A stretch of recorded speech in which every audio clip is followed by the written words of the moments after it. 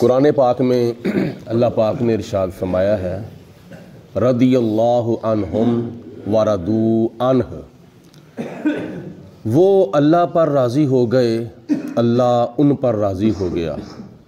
کون؟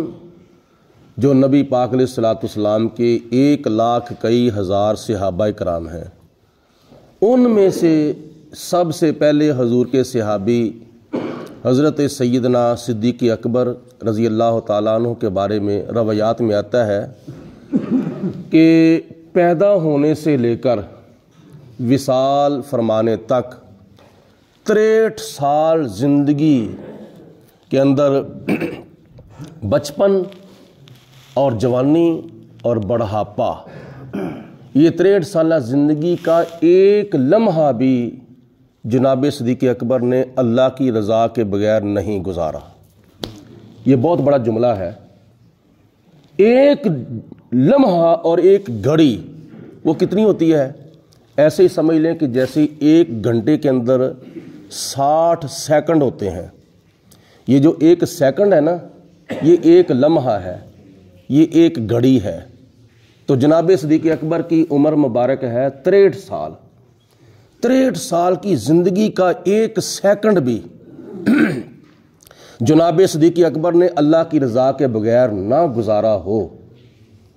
آگے تم اندازہ کرو پھر جو لوگ یہ اعتراض کرتے ہیں کہ حضرت صدیق اکبر رضی اللہ تعالیٰ عنہ کو پہلا خلیفہ نہیں ہونا چاہیے تھا، انہوں نے خلافت کو غصب کیا، زبردستی خلافت کے اوپر قابض ہو گئے، وہ فاطمہ الزہرا کا باغ فدق کھا گئے، یہ بالکل اعتراضات جن کی کوئی حقیقت نہیں ہے۔ اب میں تھوڑا سا آپ کو اس کی حقیقت بتاتا ہوں کہ حضرت صدیق اکبر رضی اللہ تعالی عنہ کے پیچھے حضرت علی المرتضیٰ نے 2 سال 3 ماہ نمازیں پڑھیں، جو کہ تقریباً 6,000 نمازیں بنتی ہیں، اور حضرت عمر فاروق رضی اللہ تعالیٰ عنہ کے پیچھے حضرت مولا علی شیر خدا نے 10 سال نمازیں پڑھیں، جو کہ تقریباً 54,000 نمازیں بنتی ہیں، اور حضرت علی المرتضیٰ نے حضرت عثمان غنی کے پیچھے 12 سال نمازیں پڑھیں، جو کہ تقریباً 65,000 نمازیں بنتی ہیں۔ یہ ساری نمازوں کو اکٹھا کیا جائے تقریباً 1.25 لاکھ نمازیں بنتی ہیں۔ 1.25 لاکھ نمازیں حضرت مولا علی شیر خدا نے اصحاب ثلاثہ کے پیچھے، خلفائے ثلاثہ کے پیچھے پڑھی ہیں۔ یہ حضرت مولا علی شیر خدا کی 1.25 لاکھ نمازیں، حضرت امام حسن کی 1.25 لاکھ نمازیں، حضرت امام حسین کی 1.25 لاکھ نمازیں، دیگر اہل بیت پاک کے افراد کی 1.25 لاکھ نمازیں، ان کا پھر کیا بنے گا؟ اگر وہ زبردستی کیا نام ہے خلافت کے اوپر قابض ہوئے تھے تو پھر ان کی نمازوں کا کیا بنے گا؟ کیا خدا تعالیٰ نے ان کی نمازیں قبول نہیں کی ہیں؟ اب حضرت علی المرتضیٰ کی ایک ایک نماز کا حساب لگائیں کہ انہوں نے اپنی نمازوں کی کس قدر حفاظت کی تھی اور کتنا ان کو اپنی ایک ایک نمازوں کا فکر تھا۔ حدیث پاک میں آتا ہے کہ مقام صحبہ پر حضور علیہ الصلوۃ والسلام اور حضرت علی المرتضیٰ رضی اللہ تعالی عنہ تشریف فرما ہے۔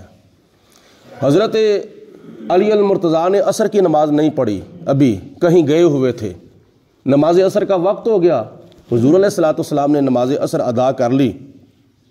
بعد میں حضرت علی المرتضیٰ حاضر ہوئے تو نبی پاک علیہ الصلوۃ والسلام نے فرمایا کہ اے علی، میں نے آرام کرنا ہے۔ عرض کی یا رسول اللہ، میری گود حاضر ہے۔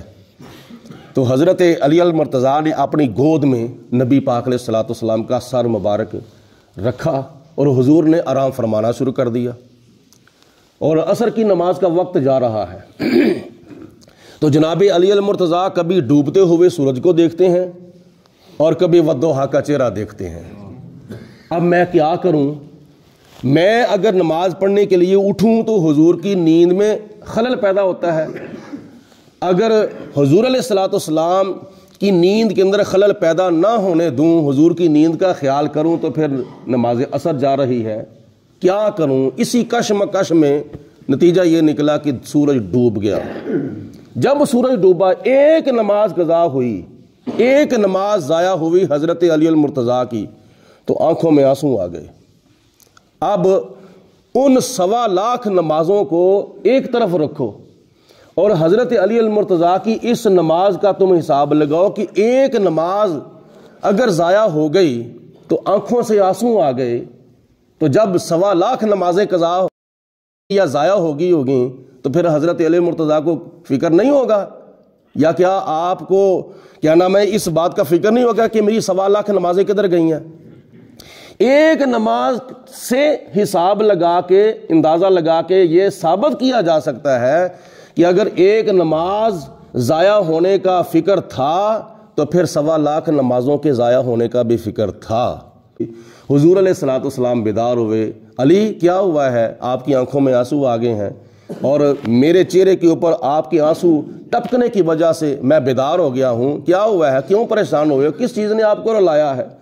عرض کی یا رسول اللہ مجھے کوئی تکلیف نہیں ہوئی، مجھے کوئی پریشانی اور نہیں ہوئی، مجھے کوئی چوٹ نہیں لگی، صرف ایک کام ہوا ہے۔ فرمایا کیا کام ہوا ہے؟ یا رسول اللہ میری عصر کی نماز قضا ہو گئی ہے، تو اس کی مجھے بہت ٹینشن ہے، حتیٰ کہ میری آنکھوں سے آنسو آ گئے ہیں۔ اب نبی پاک علیہ الصلوۃ والسلام نے فرمایا کہ علی تم نماز ادا کرنا چاہتے ہو یا قضا کرنا چاہتے ہو؟ عرض کی یا رسول اللہ میں نے ساری زندگی عصر کی نماز یا دوسری نمازیں قضا نہیں کی ہیں، لہٰذا میں یہ نماز بھی قضا نہیں کرنا چاہتا، میں ادا کرنا چاہتا ہوں۔ میرے نبی کی انگلی کا اشارہ ہوا، ڈوبا سورج عصر پہ آ گیا تھا۔ نبی پاک علیہ الصلوۃ والسلام کی انگلی کا اشارہ۔ اب انگلی کا اشارہ نظر نہیں آتا، انگلی نظر آتی ہے، اور انگلی سے زیادہ طاقت ہاتھ میں ہوتی ہے، ہاتھ سے زیادہ طاقت بازو میں ہوتی ہے، بازو سے زیادہ طاقت کندھے میں ہوتی ہے، کندھے سے زیادہ طاقت جسم میں ہوتی ہے۔ تو جب نبی پاک علیہ الصلوۃ والسلام کی انگلی نہیں بلکہ انگلی کے اشارے کے اندر اتنی طاقت ہے کہ پوری کائنات کا نظام جو ہے وہ تقریباً 1 گھنٹہ پیچھے آ گیا ہے، تو پھر نبی پاک علیہ الصلوۃ والسلام کے باقی جسم کی طاقت کا کیا مقام ہوگا؟